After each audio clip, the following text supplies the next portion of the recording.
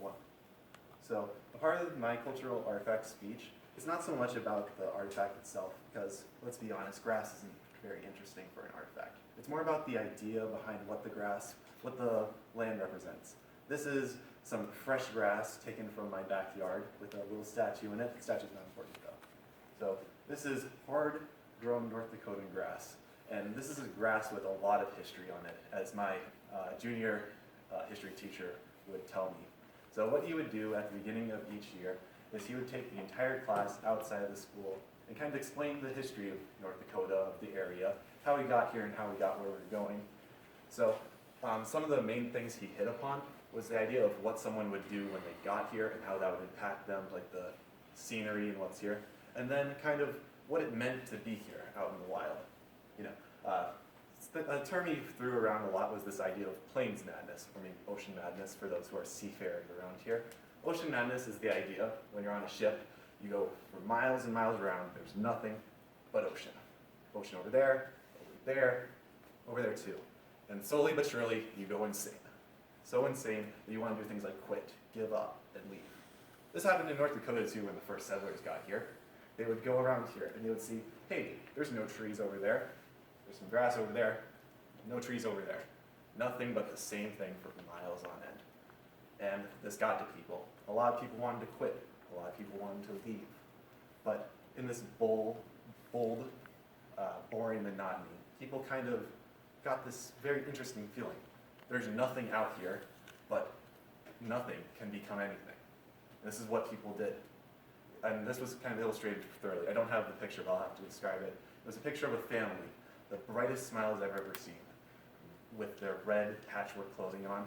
The reason they were so happy, even though they had these awful clothes, their house wasn't particularly good, is because they made themselves out here. North Dakota allowed them the chance to turn nothing into their everything. And that's kind of what the land would allow them to do out here. And further upon the arriving aspect, when people got out here, they didn't come out here by choice. Let's be honest, none of these are really here by choice. One of the big things they did though is this was the land of opportunity. Like it was in the middle of the ocean of nothingness. It was kind of like Australia, where all the prisoners, the people who were down in their luck would come out here and begin anew.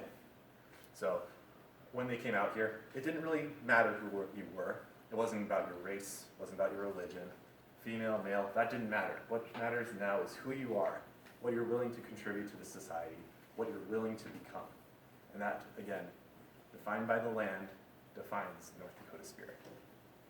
So, where does this lead us to now? Frankly, for me, who has been here for my entire life, I see this every day. I go to high school, went to middle school, went to elementary school.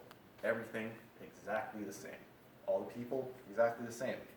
But I saw that not as a curse, not as, oh, I want to just leave North Dakota, I want to get out of here, this is awful.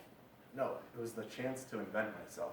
It was the chance to get away from all the buzz and glory of the big cities and be able to maybe, become myself. And that's, again, the whole spirit. Even back, the plains of old are gone. Well, at least they're 5 miles further out of the city than they usually are. But those days are gone, but they're still here. Relevant to this day, the North Dakota spirit. So, in conclusion, people from North Dakota, they're self-made. They may not be here by choice, but they definitely stay here because they love it here. It may not be the most glamorous lifestyle, it may be boring, monotonous at times, but they made it themselves. They made their own world. It didn't matter who they were, but now they are sure who they are now. And when they become someone great in the future, they will live on embodying the North Dakota spirit.